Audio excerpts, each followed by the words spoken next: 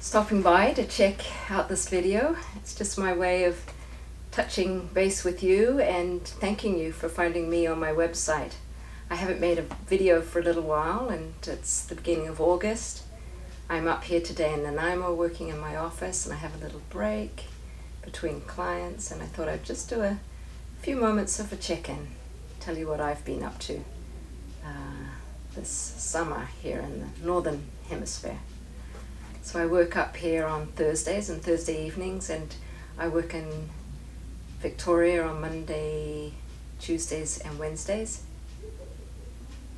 And some of the things that I do to feed myself and do some self-care so that I'm charged and ready and full of energy to share with you. Some of the things I do is I listen to podcasts. I've been listening to people like Panache Desai from the UK of late. Eckhart Tolle has a new book.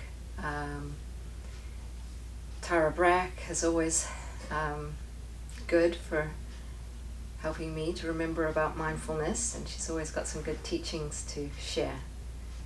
And when I work with clients, I'm often giving them resources for bringing them back into the present moment, some skills and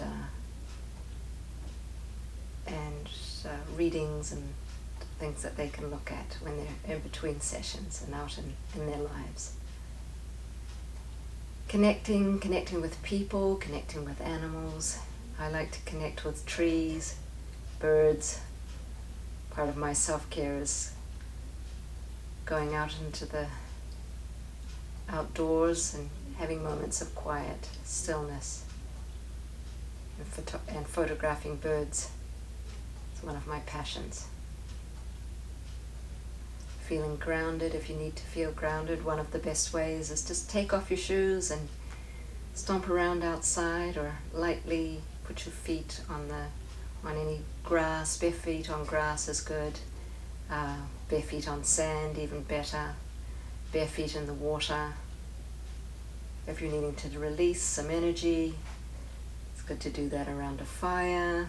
It's also good to do that in water, or just even if you're in the office, you can go into the washroom and you can just run some lovely cool water over your hands, and that's enough to sort of release some negative energy if you just had a hard talk with your boss or your staff, etc.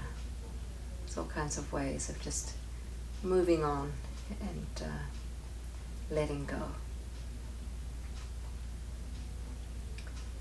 The other thing that I'm working on for myself this year is to be more brave, and as Brené Brown says and talks about in her latest book, which is Braving the Wilderness, being brave is about having the courage to be vulnerable and show up with all of our imperfections, show up with authenticity, and try and balance out within ourselves that urge to people please and worry about what others see or what we think they see of us, and know that really people are attracted to all of us, not just our very best, our Sunday best. And learning to be ourselves more in the bigger sense of the word, be ourselves in everything that we do, in our relationships and our relationships with ourselves. So, yes, I'm here to encourage you, to support you, and you can contact me through my website. And I'm wishing you courage and all the best, and knowing that we can be in charge of our thoughts.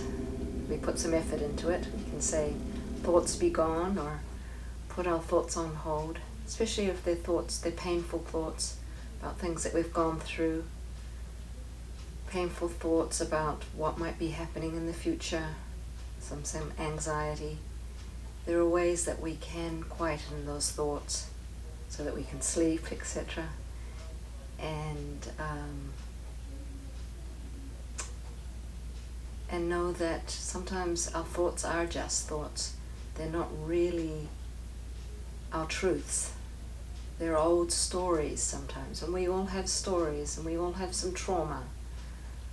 I call myself a wounded healer, so I don't think any of us come into this moment without some trauma that we've had to work through, or that we might be just discovering and are needing some help to work through. So we can also take breaks from doing that work, and take a break from the struggle, take a break from the pain, take a break from the anger, the grief, and be in the present moment and see what else is out there. Feed ourselves, nourish ourselves, not just with food and water, but with kindness, with connection, with those that are friendly, connection, again, as I said at the beginning, connection with nature, connection, or just a distraction, going to a movie or reading a book, getting ourselves out of our story, giving ourselves some space. Healing is fantastic, and it's worthwhile, and it gives us, when we do heal, it allows more space to do the things that serve us, that fill us up. So finding something to be passionate about, finding something that we can be creative with. Those are things that help us live our true potential and help us live a more fulfilled and enjoyable life.